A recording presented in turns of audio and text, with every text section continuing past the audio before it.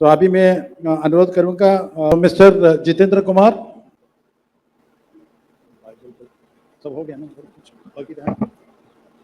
यहाँ पर उपस्थित देश से आए हुए सभी किसान साथियों एवं हमारे JFBN के मेंबर और कृषि जागर टीम के सदस्य, आप सभी को नमस्कार।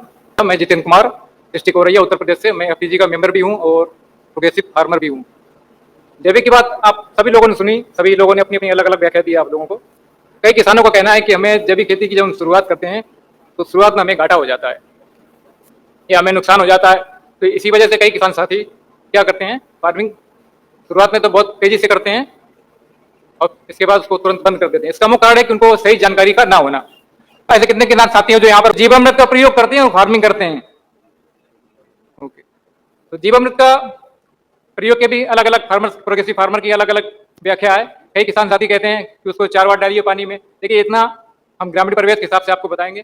कई किसान साथी ये नहीं डाल पाते हैं।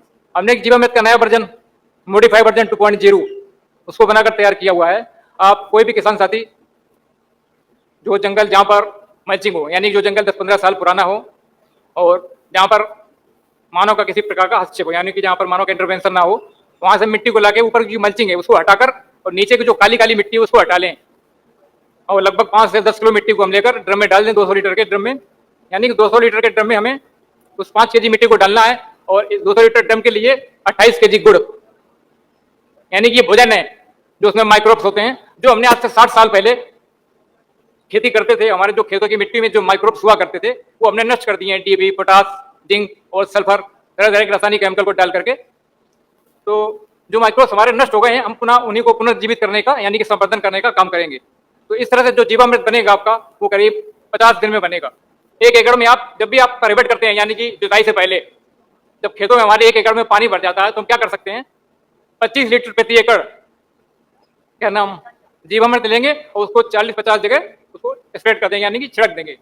तो पानी के माध्यम से हमारे संपूर्ण खेत में बैक्टीरिया पहुंच जाएंगे और क्या नाम, इसके बाद जब वहीं डाल दी, यानी कि जब मिट्टी की नमी हल्की हो जाती है जुताई के समय, अंतिम जुताई के समय, तब उसमें 3 किलो प्रति केजी यूरिया डालकर उसकी जो अंतिम जुताई करते हैं और इसके बाद उसकी बुआई करते हैं। इसके बाद उसमें आपको क्या ध्यान रखना है, जब जीवामृत का प्रयोग करते हैं तो किसान साथी क्या भूल जाता है, यूरिया की मात्रा ज्यादा कर देते हैं। हमें यूरिया की मात्रा 2 साल तक वही रखनी है जो हम डालते चले आए हैं, क्योंकि यूरिया का फिक्सेशन हमारी जमीन पर बिल्कुल भी नहीं होता है, क्योंकि यूरिया हमारे खेतों में कार्बन की मात्रा बिल्कुल नहीं है। किसान साथियों में ज्यादा नहीं बताऊंगा क्योंकि मेरा स्वाद थोड़ा गड़बड़ है, मुंह थोड़ा सूखने लगता है। तो उसकी आप जुताई करके बोलते हैं और जितनी आप यूरिया देते हैं 2 साल तक लगातार दे दिए, आपके उत्पादन में किसी प्रकार का कोई फर्क नहीं पड़ेगा। जो किसान साथी ये कहते हैं कि हमें घाटा हो जाता है, मैं कहता हूँ आप मेरी विधि से बनाए हुए जीवामृत को प्रयोग करिए, आपको बिल्कुल भी घाटा नहीं होगा। 1 कुंटल फसल ज्यादा आएगी और ज्यादा नहीं फसल आएगी तो जल्दी फसल कम आएगी, उसकी भरपाई मैं करूंगा।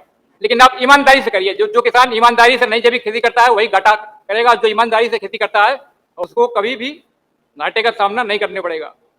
मैं भी पहले रासायनिक खेती करता था, इस समय मैं ऑर्गेनिक फार्मिंग करीब 16 साल से कर रहा हूँ।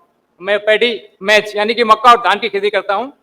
मोस्टली औरैया में भराव वाला क्षेत्र है, वहाँ लगभग पैडी में 2023 से लगातार जिला टॉप उत्पादन ले रहा हूँ मैं, और उसमें मैं जिला लेवल में कई बार सम्मानित किया जा चुका है। तो किसान साथियों, आप अपनी जैविक खेती जो भी है ईमानदारी से करें तो आपको संपूर्ण लाभ मिलेगा, क्योंकि स्वस्थ मिट्टी के साथ ही हम स्वस्थ भारत का सपना देख सकते हैं।